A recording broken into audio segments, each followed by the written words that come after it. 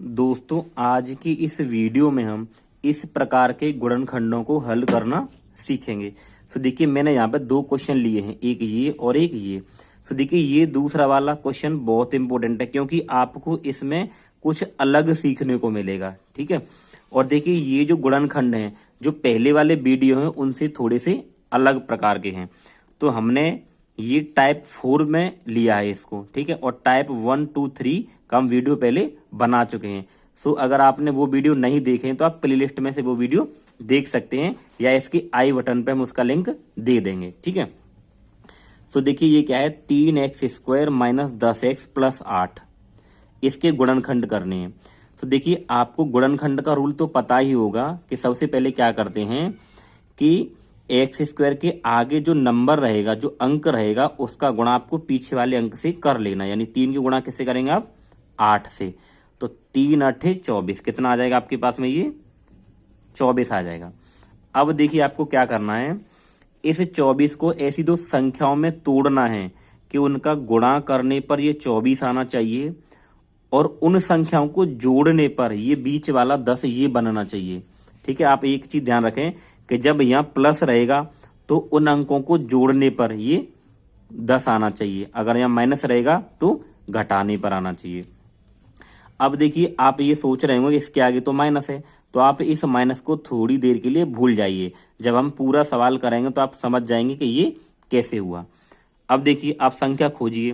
जैसे अगर मान लीजिए आप 8 गुणा 3 करते हैं तो आपको 24 मिल जाएगा, पर 8 और 3 को जब आप जोड़ेंगे तो कितना मिलेगा? 11। लेकिन हमें कितना लाना है? 10। तो ये संख्या है वो नहीं है। ठीक है, अगर हम इसको लिखें कि 6 गुणा 4 तो बराबर में कितना हो जाएगा? 24। ठीक है, और जब 6 और 4 को आप जोड़ेंगे तो 6 और 4 कितना होता है? 10। ठीक है, यानी कि ये संख्याएं सही हैं। लेकिन अब आप एक चीज देखिए कि यहाँ आगे क्या है? माइनस है। तो हम क्या करेंगे, इसके आगे भी माइनस लगा देंगे और यहाँ भी माइनस कर लेंगे और बराबर, और यहाँ भी हम माइनस कर लेंगे। ठीक, इतना आपको ये याद रखना है। अब इसके पास में x है तो यहाँ भी x लगाएंगे और यहाँ भी x और यहाँ पे भी x लगा देंगे। अब आप ये देखिए, ये जो -10x है और ये भी -10x है और ये बीच में क्या है? बराबर। तो ये -10x आपका इस पूरे के बराबर है। ठीक है, तो इस -10x की हम क्या रख देंगे? ये पूरा यहाँ से उठा के रख देंगे। ठीक है, देखिए तो यहाँ पे क्या देखिए 3x² और ये -10x की जगह हम क्या रखेंगे? ये पूरा। तो माइनस ये 6x और -4x और ये +8। ठीक है, बराबर। अब इनका क्या करेंगे? हम विस्तार रूप में इनको लिखेंगे। तो 3 का अभाज्य गुणनखंड 3 ही होगा और गुणा ये x पे घात 2 है तो इसको हम 2 बार लिखेंगे। ठीक है, गुणा करके माइनस। अब ये 6 है, जब आप 6 के अभाज्य गुणनखंड करते हैं तो 2 तिया 6 और 3 एकम 3, तो कितना आया? 2 गुणा 3। इनको गुणा के रूप में यहाँ लिख लेंगे। तो ये 2 गुणा 3, इसके साथ x है तो ये x आ गया गुणा में। ठीक है, अब ये माइनस। अब देखिए ये 4 है, तो जब 4 के अभाज्य गुणनखंड कैसे होते हैं? 2 दूनी 4 और 2 एकम 2, तो इसको लिखेंगे 2 गुणा 2 और इसके साथ x है तो गुणा में x रख देंगे। फिर ये क्या है? प्लस। अब आप 8 के अभाज्य गुणनखंड करेंगे तो कैसे होते हैं कि 2 चौके 8 और 2 दूनी 4 और 2 एकम 2, यही रहेगा ना। अब 2 गुणा 2 गुणा कितना है? 3 बार लिखना है। तो 2 गुणा 2 गुणा 2। ठीक है, ये लिख गया। अब क्या करना है? आपको जोड़ा बनाना है। देखिए ये जोड़ा यहाँ बन जाएगा और ये यहाँ बन जाएगा। अब क्या करेंगे हम? अब हम कॉमन लेंगे। क्या करेंगे? कॉमन। तो देखिए कॉमन कैसे लेंगे? यहाँ पे क्या है? 3, तो ये 3 और एक ये 3 कॉमन आ जाएगा। यहाँ से ये x और एक ये x कॉमन आ जाएगी। कॉमन वो होता है जो दोनों पदों में एक जैसा हो। यहाँ 3 है और यहाँ 3 है, यहाँ x है, यहाँ x है। अब यहाँ एक से एक x और है लेकिन यहाँ नहीं है, यहाँ 2 है तो यहाँ 2 नहीं है, तो दोनों के पास में होगा वो कॉमन होता है। तो यहाँ से ये 3x कॉमन आएगा और ये कोष्टक। ठीक है, जब ये 3x यहाँ से आया है तो यहाँ क्या बचेगा? x और ये माइनस। अब ये 3x ये यहाँ चला गया है तो यहाँ पे क्या बचेगा, ये 2।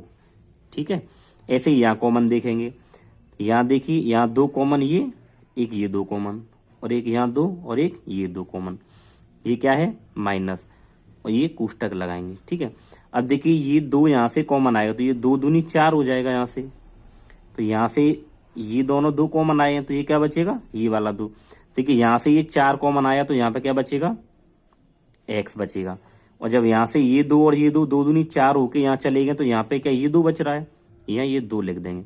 अब यहाँ प्लस है तो यहाँ प्लस नहीं लगाना है, हम यहाँ पे क्या लगाएंगे, माइनस। क्यों लगाएंगे, क्योंकि आपने पहले गुणनखंड करे होंगे तो गुणनखंड का रूल ये है कि जिस ब्रैकेट में यहाँ पे जो आएगा, इस ब्रैकेट में जो आएगा सेम यहाँ वाले ब्रैकेट में होता है, तो जैसा यहाँ है वैसा ही हम यहाँ कर देंगे, तो यहाँ माइनस है तो यहाँ भी माइनस लगा देंगे। ठीक है, ब्रैकेट मतलब इस कोष्टक में। अब क्या करना है, x माइनस 2 x माइनस 2 दोनों में है तो एक बार ही लिखेंगे इसको हम, तो x माइनस 2, और दूसरे ब्रैकेट में क्या लिखते हैं कि इस ब्रैकेट के आगे जो आया है वो लिखेंगे और इसके जो आगे आया है वो लिखेंगे, तो ये इसके गुणनखंड हो गए। ठीक है, देखिए एक और क्वेश्चन है। अब देखिए मैंने आपसे पहले भी कहा था कि ये क्वेश्चन इससे थोड़ा सा अलग है, वो अलग क्या है वो आपको पता चल जाएगा। देखिए तो ये 6x² माइनस 7x प्लस 2 है, तो सबसे पहले 6 की गुणा लास्ट वाले नंबर से करेंगे तो ये कितना हो जाएगा, 6 दूनी 12, कितना हो जाएगा 12। ठीक है, अब हम क्या करेंगे, यहाँ प्लस है ना तो जो संख्या निकालेंगे उनको जोड़ने पर ये 7 आना चाहिए, तो हम क्या कर लेते हैं, हमें गुणा करके 12 लाना है, तो 4 गुणा 3 बराबर ये 12 आ जाएगा, और जब हम 4 और 3 को जोड़ेंगे तो कितना हो जाएगी, ये 7। हमें ऐसी संख्या खोजनी थी कि जिनका गुणा करने पर 12 आए और उनको जोड़ने पर ये बीच वाला 7 ये आना चाहिए। अभी यहाँ माइनस है तो इसको अभी आप थोड़ी देर के लिए भूल जाइए। अब क्या करना है, देखिए यहाँ माइनस है तो इसके आगे भी हम माइनस लगा देंगे और इसके आगे भी माइनस लगाएंगे और बराबर में इसके आगे भी माइनस लगा देंगे। अब इसके साथ x है तो इसके साथ x, इसके साथ भी x और इसके साथ भी x। अब आप ये देखिए कि ये माइनस 7x है वो इस पूरे के बराबर होगा। ठीक है, तो इस यहाँ पे जो माइनस 7x है इसके बराबर में हम ये पूरा रख देंगे क्योंकि ये इसके बराबर है। ठीक, तो देखिए ये 6x² और ये पूरा रखेंगे माइनस 4x और माइनस 3x। ठीक है, ये आ गया और ये प्लस का यहाँ पे 2। ठीक है, ये 2 ऐसे ही रहेगा। अब देखिए इस 6 के अभाज्य गुणनखंड करेंगे तो 2 तिया 6 और 3 एकम 3, तो यही आए ना, इनको गुणा के रूप में लिख देते हैं कि 2 गुणा 3। अब ये x पे घात 2 है तो इसको हम 2 बार ऐसे लिख देंगे।